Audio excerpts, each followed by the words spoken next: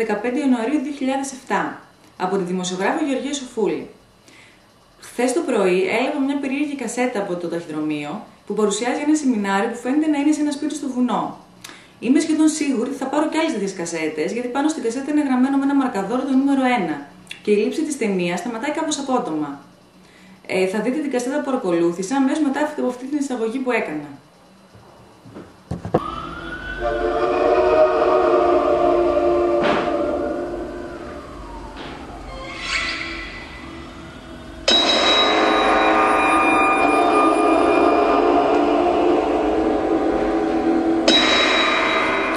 Έρευνα νούμερο 1, μέρα δεύτερη, Αθήνα, 16 Ιανουαρίου 2007. Όπως το περίμενα, σήμερα το πρωί πήρα και μια δεύτερη κασέτα. Τελικά έκανα λάθος, δεν είναι σεμινάριο.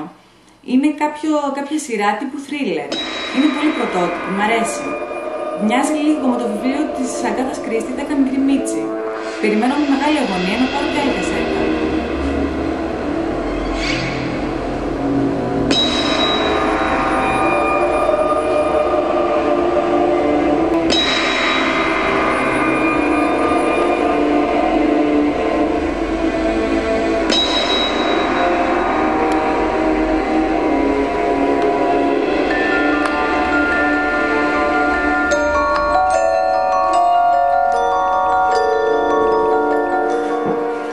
Έρευνα νούμερο 1, τρίτη μέρα, Αθήνα, 17 Ιανουαρίου 2007. Το σενάριο είναι καταπληκτικό. Μέχρι τώρα έχει πεθάνει ένας άνθρωπος, άλλοι δύο έχουν εξαφανιστεί, οι υπόλοιποι μέσα στο σπίτι έχουν φρικάρει τελείως και δεν μπορούν να φύγουν από αυτό, είναι αποκλεισμένοι μέχρι το πρωί. Όλοι οι ηθοποιοί είναι καταπληκτικοί. Δεν ξέρω ποιο κανάλι τελικά θα παίξει αυτή τη σειρά, αλλά θα έχει πολύ μεγάλη επιτυχία.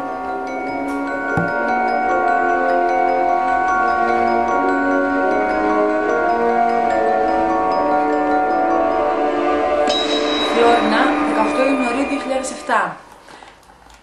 Έχω φύγει τρέχοντας από την Αθήνα, μόλις έχω τηλεφωνήσει στην αστυνομία. Δεν ξέρω τι να κάνω. Είμαι τελείως σοκαρισμένη, γιατί αυτό που βλέπω είναι πραγματικότητα. Δεν είναι ταινία. Υπάρχει πραγματικά ένας τρελός σε αυτό το βουνό εκεί πάνω που σκοτώνει αυτούς τους ανθρώπους. Δεν μπορεί να είναι ψέματα, γιατί έχω δει τις δολοφονίες του στο βίντεο. Έχω έρθει σε αυτό το ξενοδοχείο εδώ πέρα, γιατί φοβάμαι πάρα πολύ ότι θα με βρούνε. Δεν ξέρω τι να κάνω, φοβάμαι.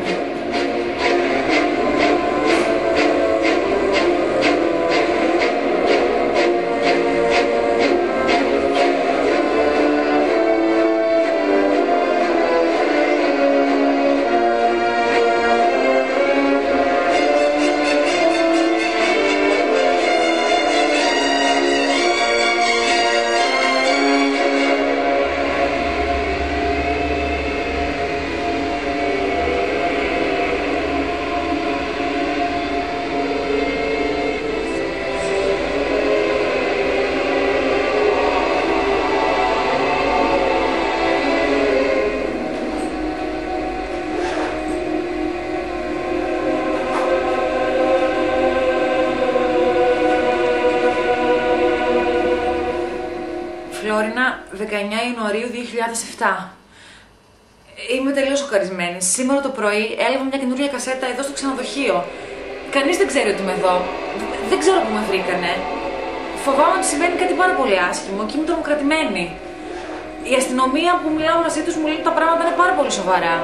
Ψάχνουν να βρουν το μέρος που γίνονται αυτές οι λήψεις. Ποτέ δεν θα έπρεπε να έχει φύγει μόνος στο δάσος.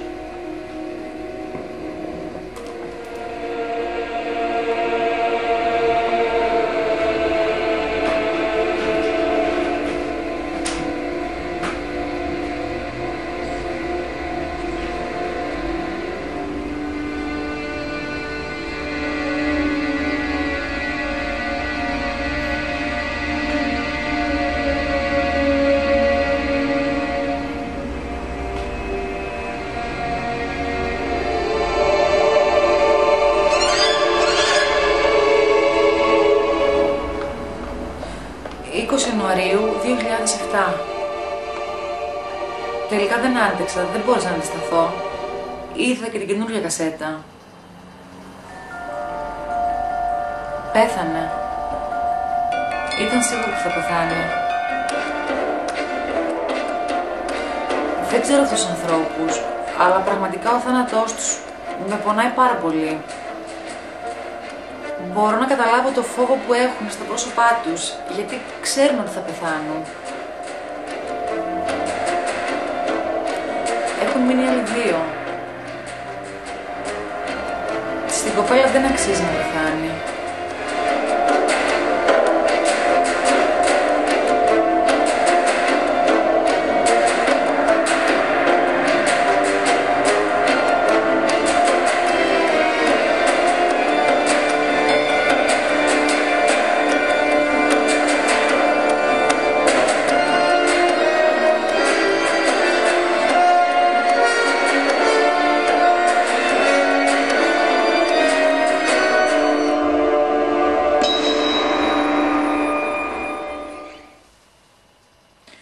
Η αστυνομία βρήκε το μέρος.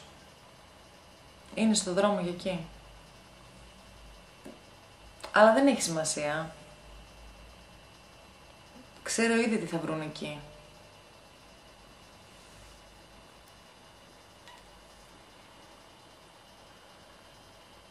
Σήμερα το πρωί πήρε τελευταία κασέτα. Πέθαναν. Και οι δύο. Βέβαια δεν είναι τον επιχειρηματία να πεθαίνει.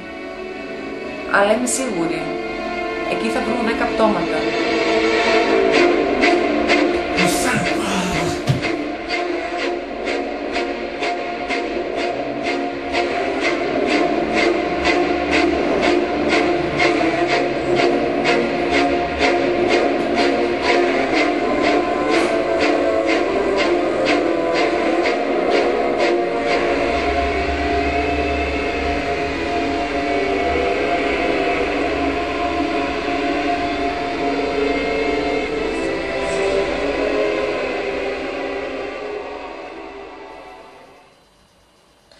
Δεν το πιστεύω.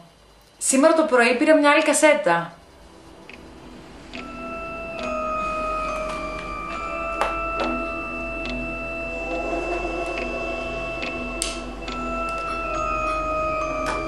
Έχει καινούργιες λήψεις από τα ταβάνια. Είναι μια εξήγηση. Ο δολοφόνος λέει σε αυτή την κασέτα πώς το έκανε. Δίνει μια εξήγηση για τη λύση αυτού του μυστηρίου. Βέβαια αναρωτιέμαι. Δεν είμαι σίγουρη.